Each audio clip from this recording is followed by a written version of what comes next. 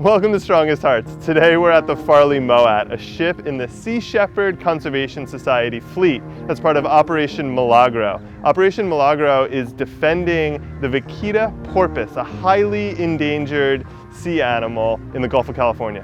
Sea animal! It's a sea animal! An animal that lives in the sea! Can you show us around the boat and show us the kitchen that you work in? Of course, yeah. Great. Yeah. So we're on the front deck.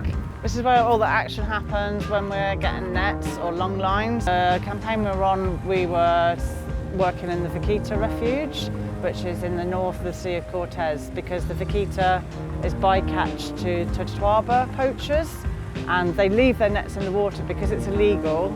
They keep the nets in the water, and then all these other species are getting caught in the nets as well. We found rays, we found sharks, the Totoaba, humpback whales, like everything's getting caught in these nets, and that's basically just due to people eating fish. The Mexican government have made this refuge, but they didn't have the means to police the refuge. So that's what Sea Shepherd have been doing. We've been working with the Navy, and we've been trying to make the refuge, clean the nets out of the refuge.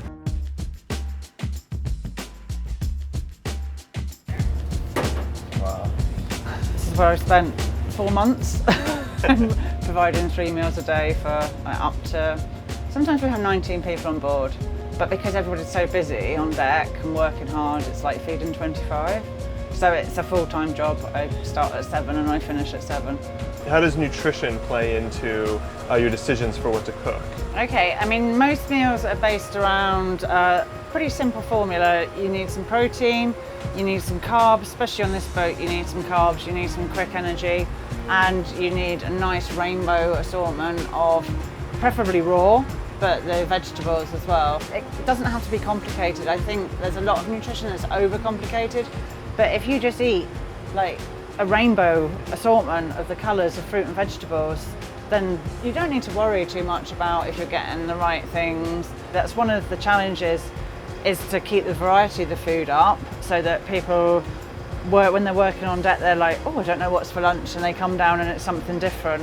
That really helps with morale. There's something about all eating together, coming down into the mess, having some shade, having some drinks, and just fueling up again. So Sheila, tell us a little bit about what you're making here. What I'm going to show you is vegan sushi. You can basically substitute really, really good, healthy vegan food in a sushi roll, and it tastes amazing. Everybody that's had this really loves it. When we're pulling into port and we've worked particularly hard for a week, I just think, yeah, we need something to sort of feel a bit special. We've got the seaweed rolls.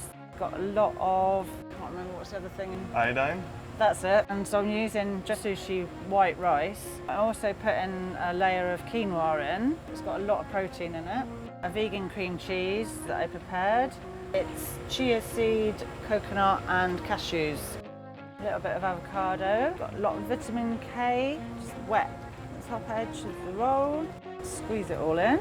They look so pretty when they're cut up, and the quinoa, you know, it looks a bit like caviar, but it's obviously, again, you're not having to destroy any animals to eat this. We couldn't be going out there and saving wildlife and asking people to preserve the planet if we were on board eating food that helps destroy the planet. It wouldn't really make sense.